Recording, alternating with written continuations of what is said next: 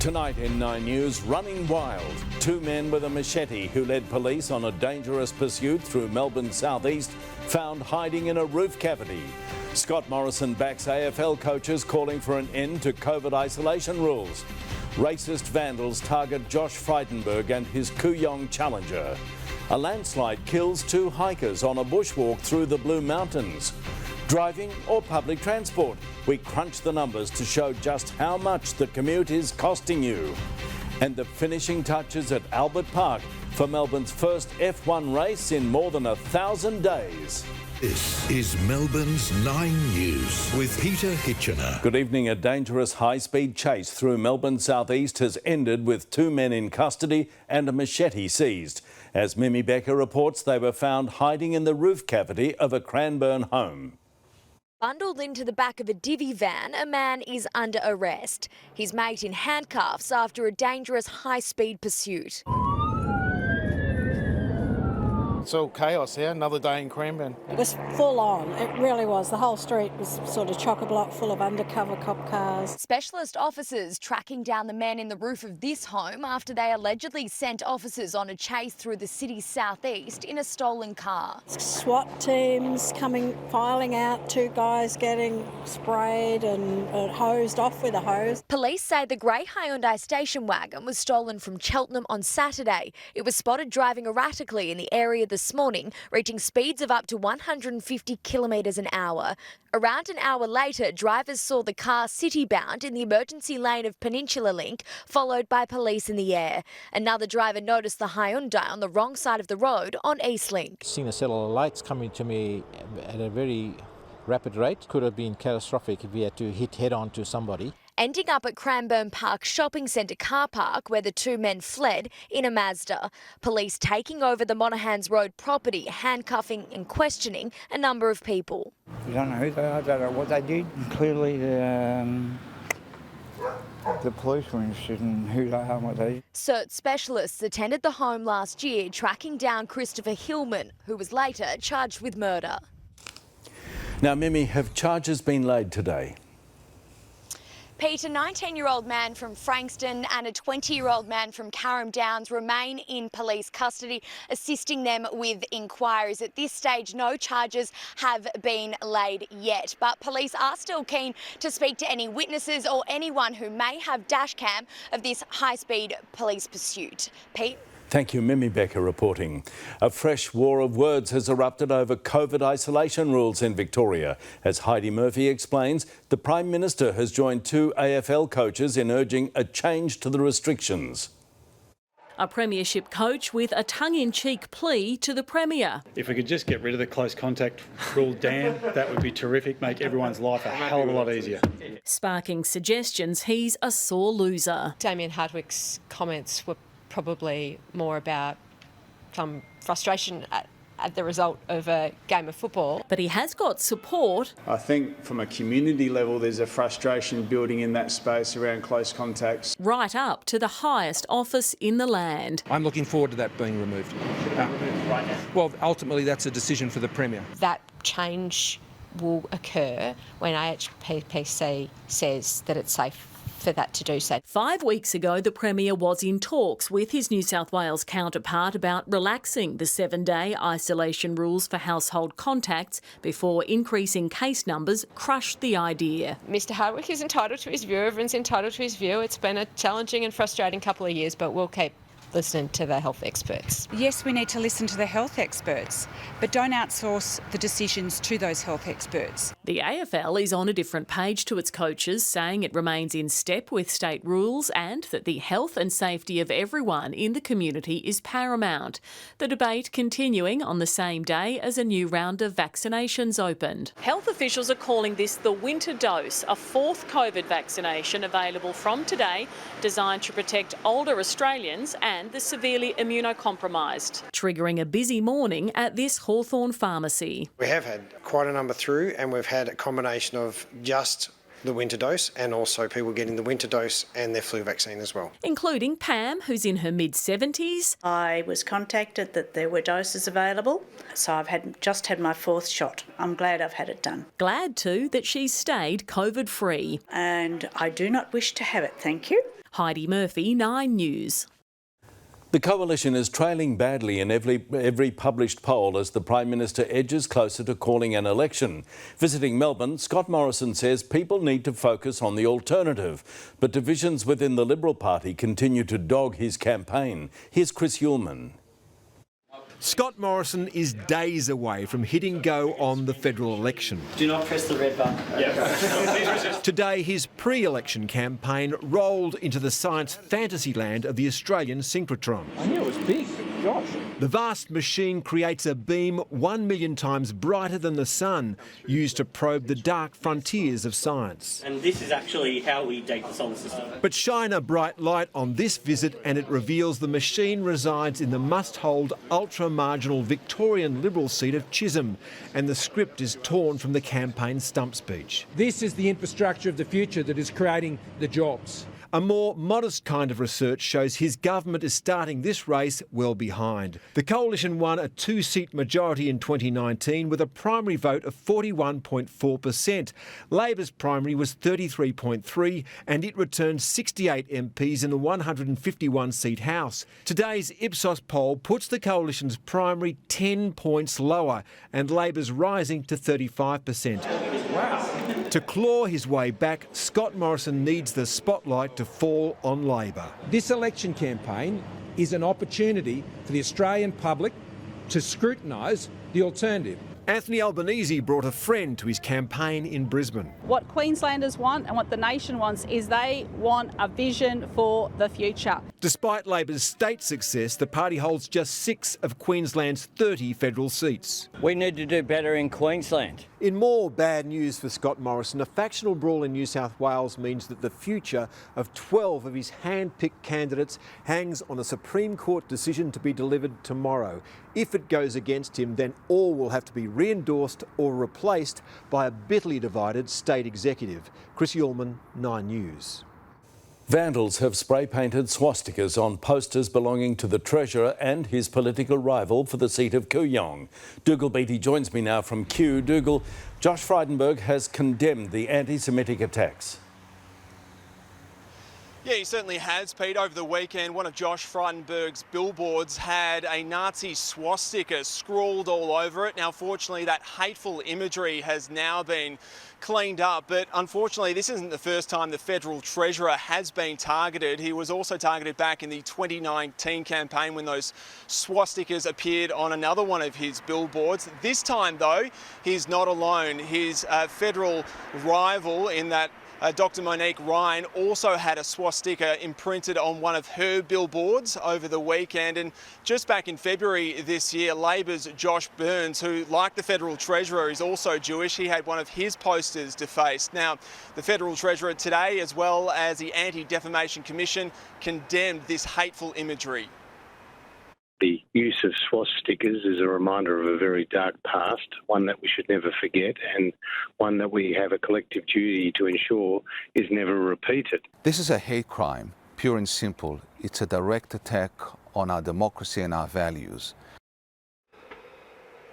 Now, this also marks a general escalation of vandalism on Josh Frydenberg's billboards in the seat of Kooyong. His team has spent a considerable amount of time cleaning up his posters after they've been defaced with foul language and graffiti. One of his billboards in Kew has been targeted 4 times and was eventually ripped from the ground. Its owners say it's a new low. It's disgusting, to be honest, because we should have respect for one another, respect that people can have different ideologies and different beliefs. Of course, Pete, any of this bigotry or vandalism can be reported to police. OK, thank you. Dougal Beattie reporting. The Premier's easing back into his work, running the state from home today after a bout of COVID. Let's go live to state political reporter Mark Santomartino. Mark, when will Daniel Andrews return to Parliament?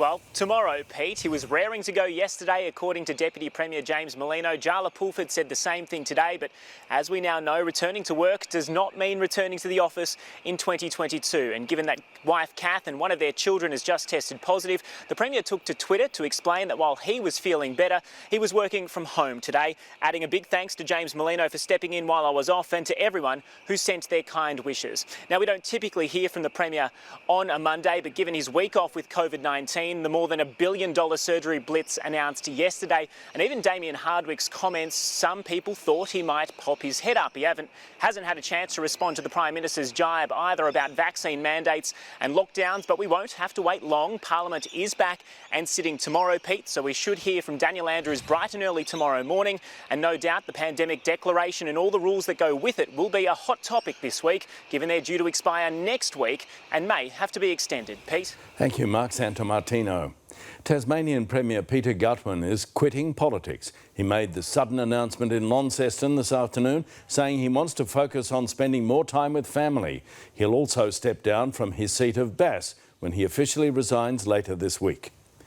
2 bushwalkers are dead following a landslide in the Blue Mountains west of Sydney. Rescuers are tonight racing to winch out other members of the group injured when flood-soaked earth gave way beneath them. Vicky Jardim reports. A chopper over the Megalong Valley near Wentworth Falls. Rescue crews winched to the valley floor in a major operation after 2 hikers who were walking in a group died during an expedition. The valleys of the mountains are sodden and heavy after weeks of torrential rain and flooding. The bushwalkers caught in a landslip. A young woman in the group made the emergency call around 1:30 this afternoon. The winching operation precarious. The rescuers threading their way through the trees to reach the injured. One hiker can be seen with his head bandaged, another being stabilised by medical teams still unconscious. For the 2 rescue teams, the task was made harder by the track's remoteness, finally able to reach the injured but having to clear tree branches to winch them out. The delicate operation happening just a short time ago. The stretcher carefully lifted through the canopy to the chopper above. It's quite a tragic scene. We do have a girl that is walking out at the moment, who is obviously clearly extremely distressed. A number of road ambulances were also sent to the scene. Hours after the tragedy occurred, other members of the party were able to walk out on their own. Vicky Jardim, 9 News. Ukraine's president has described Moscow's assault on the city of Bucha as genocide. The defunct Chernobyl nuclear plant is also in the spotlight over claims hundreds of Russian soldiers have radiation poisoning. A warning, you may find this report from Karianne Greenbank confronting. Chernobyl nuclear power plant again swathed in Ukrainian colours, Russia abandoning the desolate city of Pripyat too, amid reports that soldiers are suffering radiation poisoning. The UN atomic watchdog is now investigating these claims. They made these trenches in the Red Forest and the levels of radiation there are very high. Petro Kortin is in charge of Chernobyl. He's the head of Ukraine's state nuclear agency and believes Russian troops were digging in contaminated areas, including the notorious Red Forest, which is still one of the most radioactive environments on the planet. And these levels could kill you in one day, actually. In one day? Right. Presidential advisor Alexei Arestovich tells us hundreds of Russian soldiers are now being treated at a specialist radiation facility in Belarus. A lot of them go to Homel radioactive medicine. Hundreds go to there. The troops from Chernobyl? From Chernobyl. Alexei claiming Chernobyl workers tried to warn soldiers of the danger, but instead of listening, Russian commanders then removed hazard signs around the plant. Do you think it's possible the Russian troops didn't know it was radioactive? I'm sure they didn't. Petro Kortin also telling us Russia's attack on the Zaporizhzhia nuclear plant last month was far more dangerous than first thought, claiming Russia's firepower was directed towards the plant's reactors, and a projectile was found inside the isolator of the site's main transformer. By a stroke of luck, he says, it didn't explode. After they opened the isolator, they found this projectile inside, which failed to blast.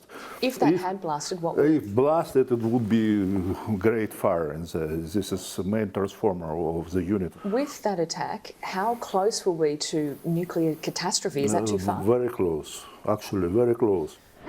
Just outside Kyiv, the town of Bucha has become the new byword for horror in this war. The government describing the execution of hundreds of civilians as the worst atrocity of the 21st century. Is this genocide?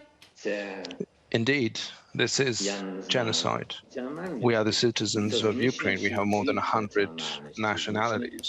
This is about the destruction and extermination of all these nationalities. In the northern city of Chernihiv, attempts to restore some dignity, a body placed in a coffin as grieving family members watch. Ukrainian troops pushing back into the city, previously captured by Russian forces. Here in the capital, people have gone days now without hearing explosions or witnessing airstrikes. It's starting to feel a lot more comfortable, but as you can see, no one's convinced yet Russia won't attack this city again. Sandbags in national colours protecting a statue of St Olga, who now personifies the city. She's the patron saint of vengeance and defiance. In Kyiv, Ukraine, Karianne Greenbank, 9 News. The Albert Park Grand Prix is roaring back to life with this weekend a sellout. Crowds have been capped to brace for COVID-reduced staff to ensure the race's triumphant return doesn't crash and burn. Adam Hegarty explains. Not much beats a Grand Prix in full gear, so nothing captured the pits of COVID like its 2-year hiatus. Who could forget? 2020. The cancellation of the race.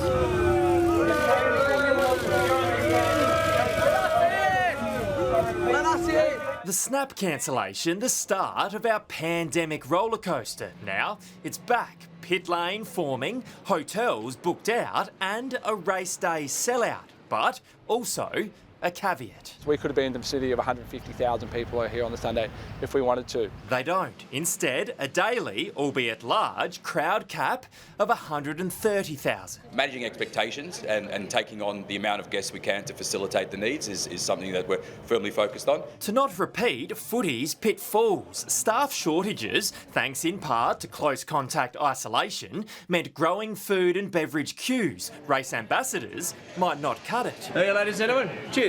So there's a staff hiring blitz to ensure backup. We're not going to stop recruiting until the day comes where we have to go on a track. Some people can work from home. It's a bit hard to give a chef a chopping board and a knife to go home with, though. But how's this for some staggering numbers? Down there, teams are unloading 900 tonnes of air freight. That's the equivalent of 9 jumbo jets on track. It's as big as it's been. Our event industry needs to survive and we need to be able to celebrate with the biggest event in Australia. They're calling it early. Given the weather gods are shining on us, it's going to be the best weekend of our lives. Adam Hegarty, 9 News. Now looking ahead to sport, Tony Jones. Thanks, Pete. Good evening. Among our stories tonight, the Magpies cop it on the chin. De Goey is out. Why getting Big Ben back could actually pose a problem for Simon Goodwin. Meanwhile, Daisy and co prepare to deliver the Demons a unique double. We respect them and it's going to take our absolute best, but we don't fear them. Ange leads